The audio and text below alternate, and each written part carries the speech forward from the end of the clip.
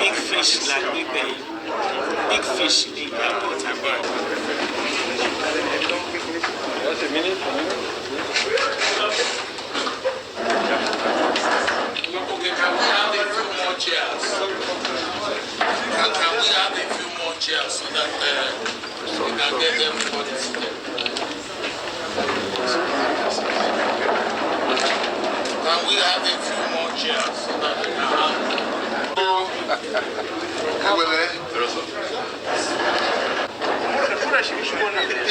If you are not those that are not PDP, you have no chairs in your place. That is.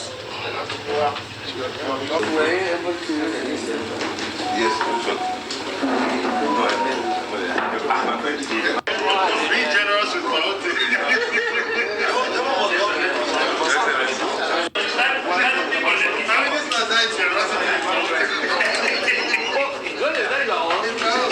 I will not answer for you.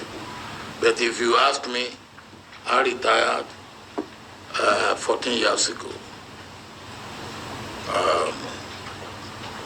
And I remain retired, and I will remain retired by the grace of God.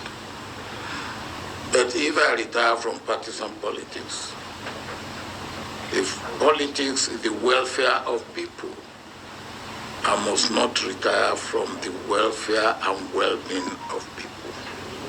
Whether in my own community, in my own state, in my own country, anywhere in Africa, or indeed anywhere in the world. And that's why I have the type of responsibility that I now have in the Horn of Africa, which is not an easy responsibility, but it has to be done. I will say that your own responsibility is not an easy one either, but it has to be done. But bear in mind, and I will want to emphasize that, I'm no longer in partisan politics, and there's nothing that will bring me back to partisan politics. But I will always be interested in what is good for Nigeria. And anybody who wants to have my advice, I will instinctively give it in the best interest of Nigeria. Can we get a few chairs? They want to open the place. Which place? Thank you very much for the service to our country and the great work you have done within the PDP as its first president. Your period as president under the platform of the PDP is seen as the golden era of the PDP, because not only did you grow the economy to be the biggest economy in Africa, you were able to eradicate Nigeria from slavery by negotiating and canceling so much of our foreign debts that were making it very difficult to run the country. By the time you left office, Nigeria was virtually debt-free. Direct foreign investment was on the increase on a daily basis. We were respected in the international community everywhere we went. I remember I accompanied you as your minister to a number of these countries, to Germany, to India. I saw the respect they gave you in India. And I was very proud to be a Nigerian. Today, unfortunately, we don't have the same recognition because what we have today falls short of leadership that Nigeria deserves. Apart from the infrastructural intervention which we did, most of the institutions, some of which are today used to hound PDP, like the EFCC, the ICPC, and so forth, you actually put them in place. I remember when we traveled to Germany, you took 5 of us, I remember including Dr. Delekul, to the offices of Transparency International, and we had a very useful discussion there.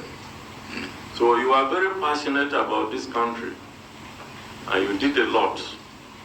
And we thought we should come and thank you for the work you have done, not just for Nigeria, but for our party and Africa. I think men and women of the press.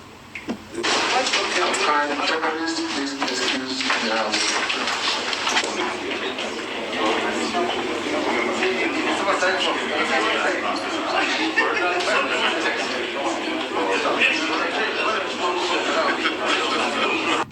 Which, of course, I believe if God gives you a responsibility, He will also give you the politics, the welfare of people. And as much as I have got welfare and well-being. So why have you not consistently been doing it? I think you can answer.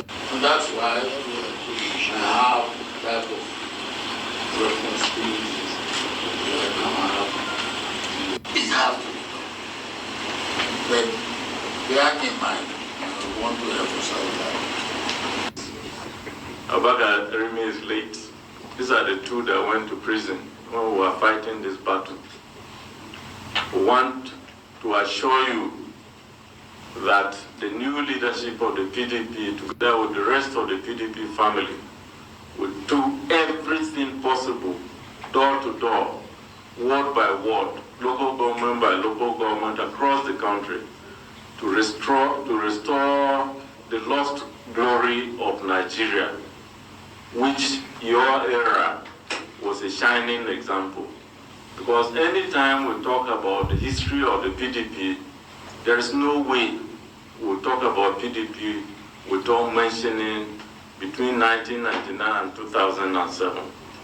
We thank you very much for your contributions, and we hope you will continue to be a statesman, which is the correct thing you are doing, but to also do that which is right for Nigeria.